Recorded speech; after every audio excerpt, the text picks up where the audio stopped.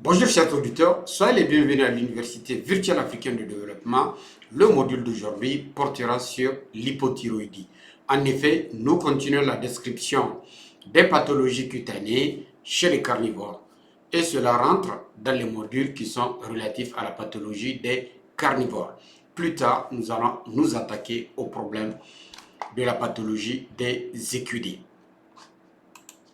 Dans tout le tirage, je vais vous proposer un plan qui est composé de 6 points. On va parler de la définition, des causes de l'hypothyroïdie, de la clinique, du diagnostic, du traitement et on va finir par une conclusion. Il faut dire que l'hypothyroïdie du chien est une maladie endocrinienne fréquente. Elle est due à une diminution de la sécrétion des hormones thyroïdiennes, à savoir la thyroxine ou tétraiodothyronine, communément appelée la T4, et la tétraiodothyronine, communément appelée la T3. Il faut dire que la glande thyroïdienne est située au niveau du cou. Elle est subdivisée en deux lobes comprenant 1, la thyroïde et 2, la parathyroïde. Comme on dit, mieux vaut voir une seule fois que d'entendre plusieurs fois. Là, nous avons les deux glandes thyroïdiennes et à côté, il y a un petit lobe qui est celui de la parathyroïde. Il faut dire que la glande thyroïdienne régule le métabolisme général du corps. Donc, une baisse de l'activité de la thyroïde se traduit par une baisse de toutes les fonctions corporelles, ce qui se traduit cliniquement par l'hypothyroïdie. Les signes de l'hypothyroïdie apparaissent le plus souvent chez des sujets âgés de 3 à 8 ans. Et l'hypothyroïdie, autant pour moi, est caractérisée par deux types de manifestations. Dans un premier instant, il y a des manifestations caractérisées par la détérioration du pelage.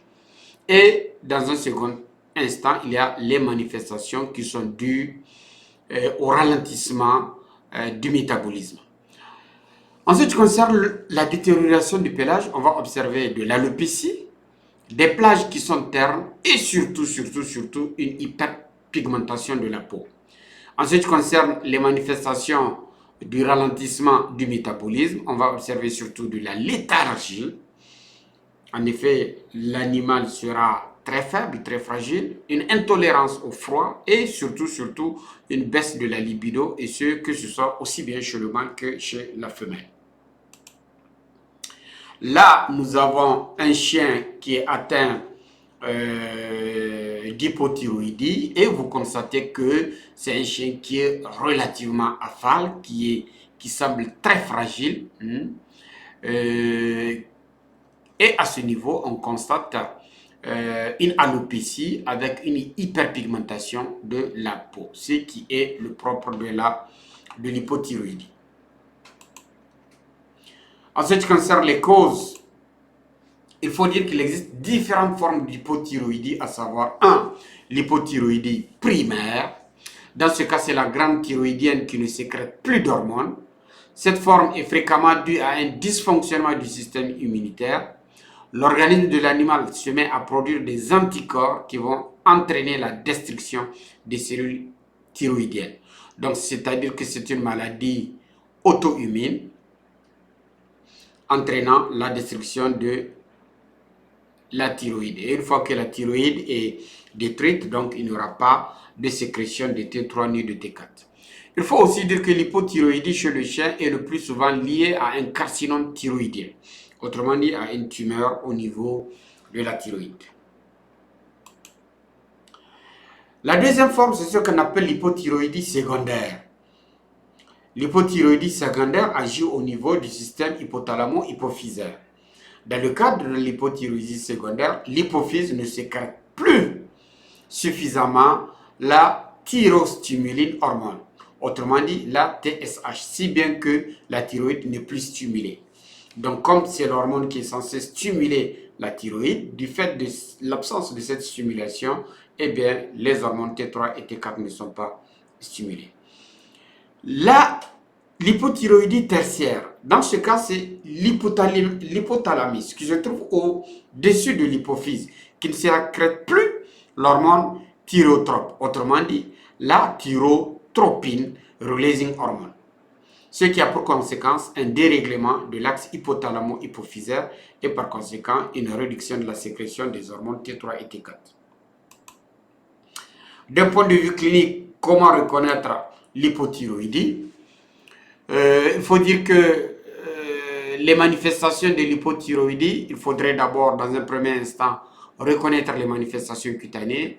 Il s'agit d'une alopécie importante, un pelage qui devient terne, la formation de pellicules au niveau de l'alopécie, une intolérance au froid et surtout une hyperpigmentation de la peau.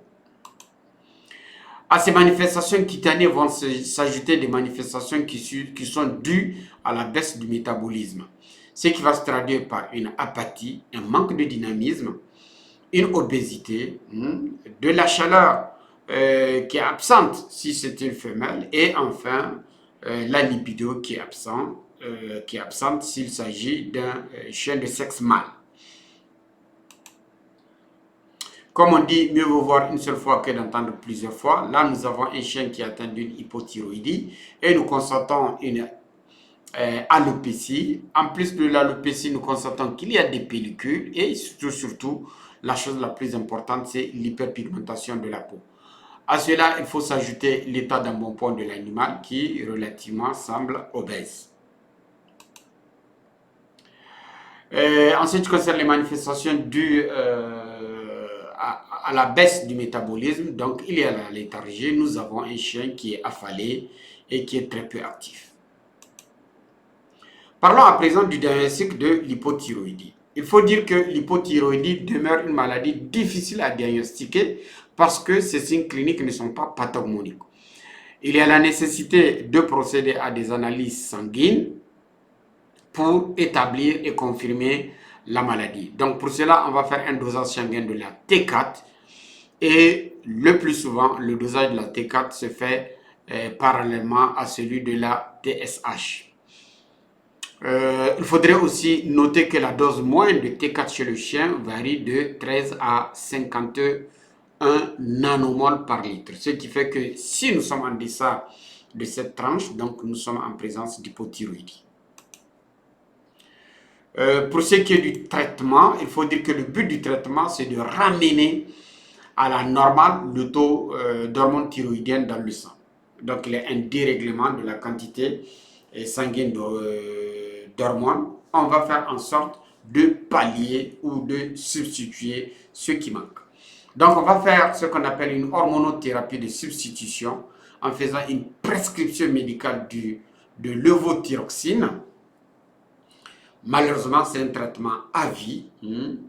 Et la levothyroxine T4 est la forme la plus utilisée dans le cadre de la prise en charge médicale des animaux souffrant d'hypothyroïdie. En début du traitement, on peut commencer par une dose d'attaque avec 20 microgrammes par microlitre, et ce à 2 fois par jour, le matin et le soir. Et puis après quelques mois de traitement, lorsque les signes sont résolus, la fréquence de l'administration de la thyroxine peut être ramenée à un seul traitement par jour afin de réduire la surcharge du travail. Toutefois, il y a un contrôle sanguin qui est recommandé au moins 1 ou 2 mois après le traitement. Le but du contrôle sanguin, c'est de s'assurer de la dose de la T4 4 à 6 heures après la prise de levothyrox, ce qui nous permet de voir si nous sommes dans la fourchette. L'autre but aussi, c'est de s'assurer que la dose de maintien est adéquate. En effet, il faut s'assurer que nous ne sommes pas encore en hypothyroïdie ou nous n'avons pas surdosé, car il y a aussi l'hyperthyroïdie. D'un point de vue évolution, il faut dire que la disparition des signes cliniques, elle est lente, elle est progressive. Toutefois, on peut constater un regain d'énergie dès les premières semaines du traitement avec le levothyrox. Comme on dit, mieux vaut voir une seule fois que d'entendre plusieurs fois. Là, nous avons des tablettes de levothyroxine. Là, nous avons un chien avant et après traitement. Là, nous constatons l'alopécie et ici, nous constatons que l'animal a retrouvé son pelage. En conclusion, il faut dire que l'hypothyroïdie du chien est une maladie endocrinienne fréquente. Son diagnostic n'est pas facile car ses symptômes ne sont pas pathognomoniques, d'où la nécessité de passer par une confirmation biologique en faisant le dosage sanguin de la T4 et la prise en charge médicale de l'hypothyroïdie passe par l'hormonothérapie, autrement dit la prescription médicale de la levothyroxine. Donc, mesdames et messieurs, voilà ce que j'ai bien voulu partager avec vous. Je vous remercie infiniment pour votre écoute et je ne terminerai pas sans vous demander de soutenir la chaîne en likant, en partageant. Nous avons la ferme conviction que nous changerons l'Afrique par la science, par la technologie, par des efforts pour faire un usage de la science afin de faire un bond en avant, afin de rattraper nos retards dans différents domaines, en particulier le domaine de la science. Sur ce, je vous remercie et je vous donne rendez-vous à demain pour un autre module relatif à la pathologie des carnivores. Sur ce, je vous remercie et à bientôt.